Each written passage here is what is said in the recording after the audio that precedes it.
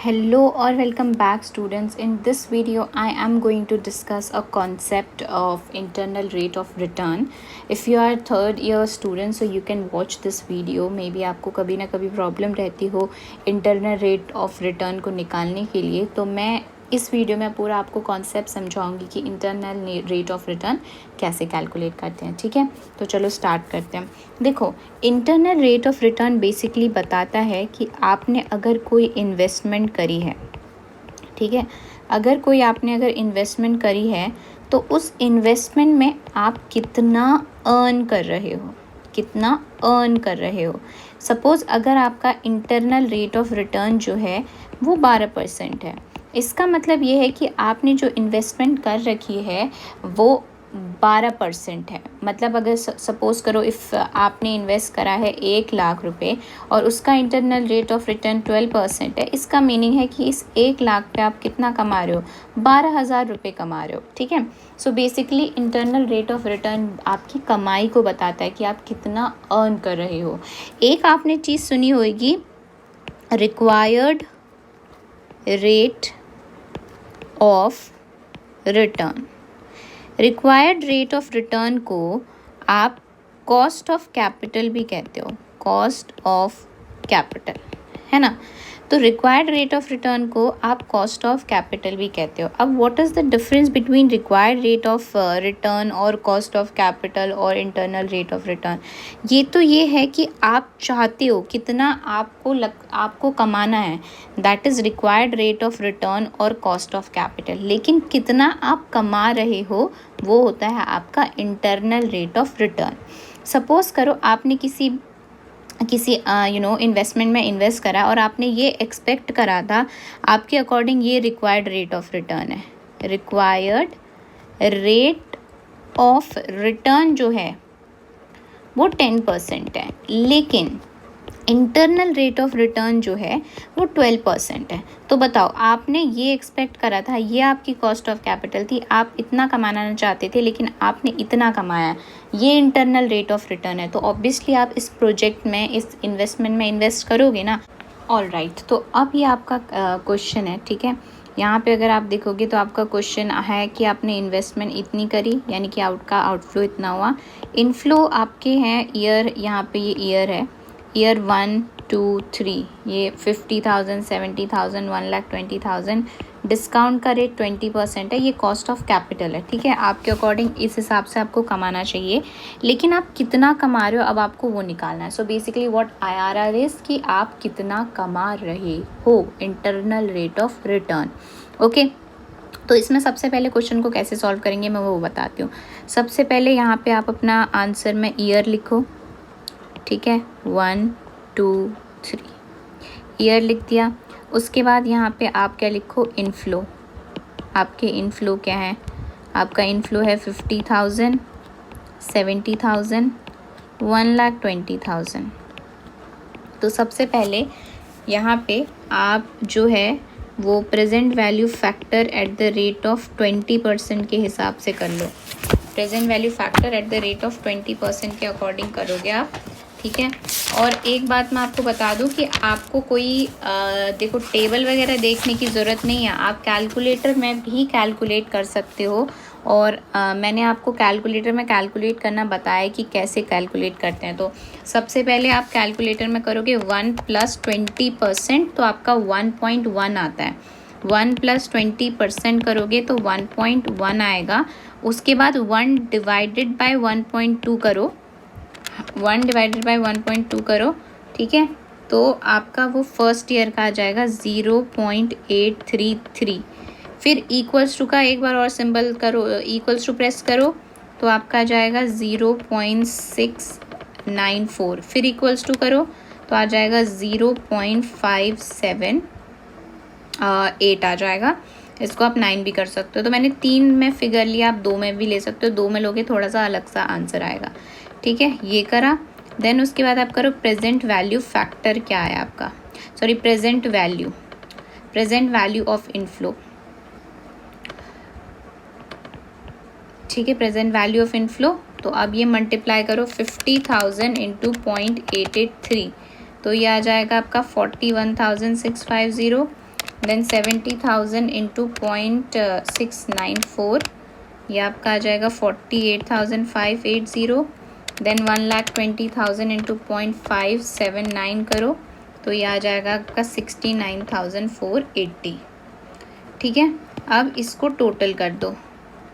इसको आप टोटल करोगे तो ऐड करो 41,650, 48,580 एंड 69,480। तो इसको आप ऐड कर दोगे तो ये आपका आ जाएगा 1,59,710। ठीक है, देखो एक बात ध्यान रखना कि इसके अंदर आपको क्या ध्यान रखने वाली बात बता रही थी, मैं भूल गई। हाँ, तो प्रेजेंट वैल्यू फैक्टर लिख दिया, ये लिख दिया, चलो ठीक है। अब देखो यहाँ पे आप निकालोगे net present value. Net present value का फॉर्मूला क्या होता है? नेट प्रेजेंट वैल्यू का फॉर्मूला होता है present value of inflow minus present value of outflow. Present value of inflow यानी कि जो आप कमाओगे आगे जाके, उसका आपका यहाँ पे इनफ्लो कितना है? 59,710। मतलब कि आप basically what I mean to say is कि आपको जो ये फर्स्ट ईयर में 50,000 रुपये मिल रहे हैं, उसकी आज कीमत इस साल में, अभी जहाँ आप खड़े हो, एक साल बाद जो आपको 50,000 रुपये मिलेंगे, उसकी आज के टाइम में कीमत 41,650 होएगी। 70,000 आप दो साल बाद कमाओगे, उसकी आज की कीमत में इतनी कीमत होएगी। एंड जो आप 1,20,000 कमाओगे, उसकी आज के टाइम में इतनी कीमत होगी। तो बेसिकली आपको जो ये इनफ्लो मिल रहा है, वो जो आपको मिल रहा है उसकी आज के टाइम में ये कीमत होगी, है ना। और आप पर आज के टाइम में पैसा कितना दे रहे हो? आप आज के टाइम में 2 लाख रुपए दे रहे हो। कितना दे रहे हो? 2 लाख रुपए दे रहे हो। 2 लाख रुपए दे रहे हो, ठीक है। तो बताओ यहाँ पे आपका जो ये आया आंसर वो क्या आया? नेगेटिव आया, 4290। ओके, अब देखो यहाँ ध्यान रखना कि ये नेगेटिव नहीं आना चाहिए, ठीक है। ये नेगेटिव नहीं आना चाहिए, इसको हम नेगेटिव नहीं रखेंगे, क्योंकि आपका जब ये नेगेटिव होता है तो आप फिर उसको एक्सेप्ट ही नहीं करोगे। प्रेजेंट वैल्यू फैक्टर जो होता है, ये नेट प्रेजेंट वैल्यू जो होता है, वो अगर आपका नेगेटिव होगा तो आप उसको एक्सेप्ट ही नहीं करोगे। अब आपको ना इसको पॉजिटिव करना है। देखो, जब आपका जब आपका IRR कैलकुलेट करते हो ना, आप internal rate of return calculate करते हो, तो जो IRR की परसेंटेज आती है ना, उस पे आपका present value of inflow minus present value of outflow क्या होता है?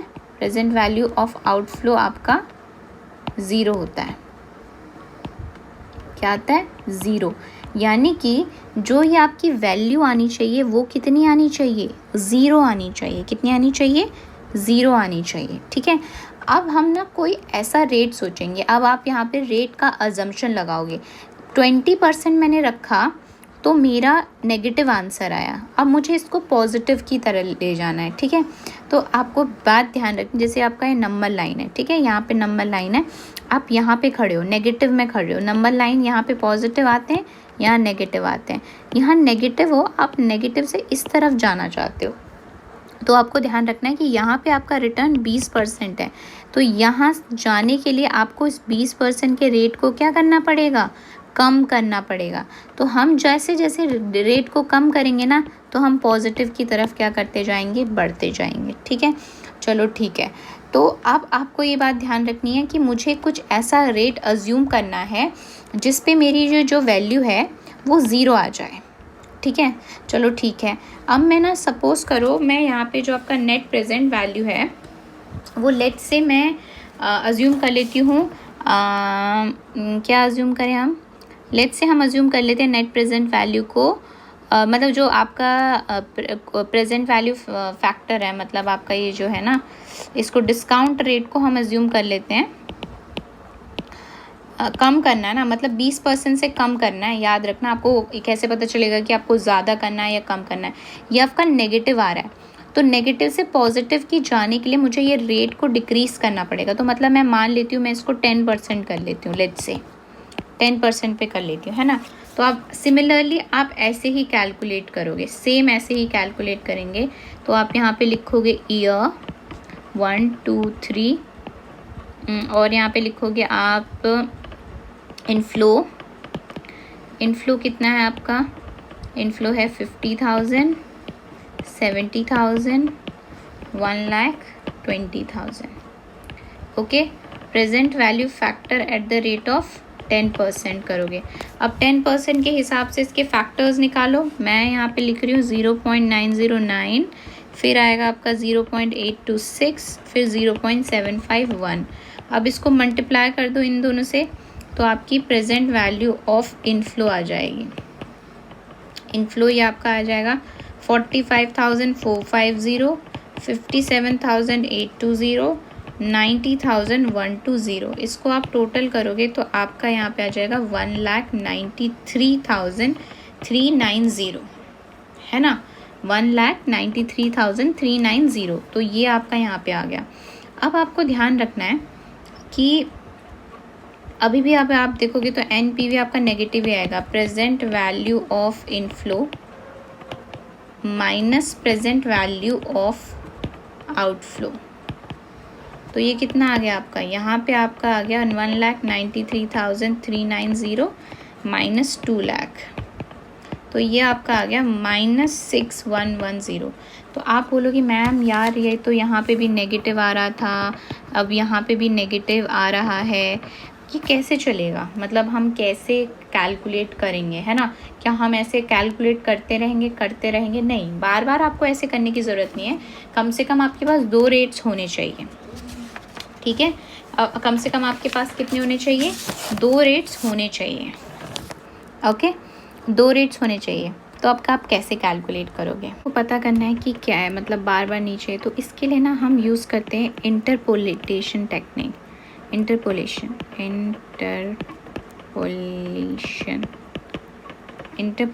टेक्निक, ठीक है? इंटरपोलेशन टेक्निक क्या होता है? इसमें मे बी ये स्पेलिंग चेक कर लेना, बट इसको इंटरपोलेशन टेक्निक ही बोलते हैं। अब देखो बेसिकली इसमें आपको क्या देखना है, देखो ध्यान से देखेंगे। जब आप 20% पे थे, ठीक है, जब आप 20% पे थे तो आपकी जो प्रेजेंट वैल्यू फैक्टर जो था, ये रेट था, और ये जो प्रेजेंट वैल्यू थी आपकी, present value net present value थी, वो थी आपकी कितनी थी? नेगेटिव -4290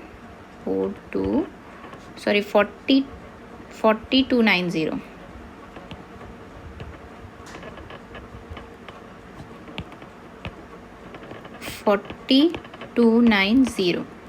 और जब आप 10% पे गए, मतलब आप 10% पे गए, तब आपका ये हुआ 6610। यानी कि यहाँ पे अगर आप देखोगे तो आपका रेट कितना गिरा? 10% से। मतलब कि आपने कितने परसेंट से गिरे? यहाँ पे 10% से आप नीचे गिरे। तो आपकी जो वैल्यू आई, अगर आप इन दोनों को करोगे, ठीक है, तो अगर आप इन दोनों को करोगे तो आपका माइनस में है और ये भी माइनस में, माइनस माइनस आपका क्या हो जाएगा? प्लस हो जाएगा।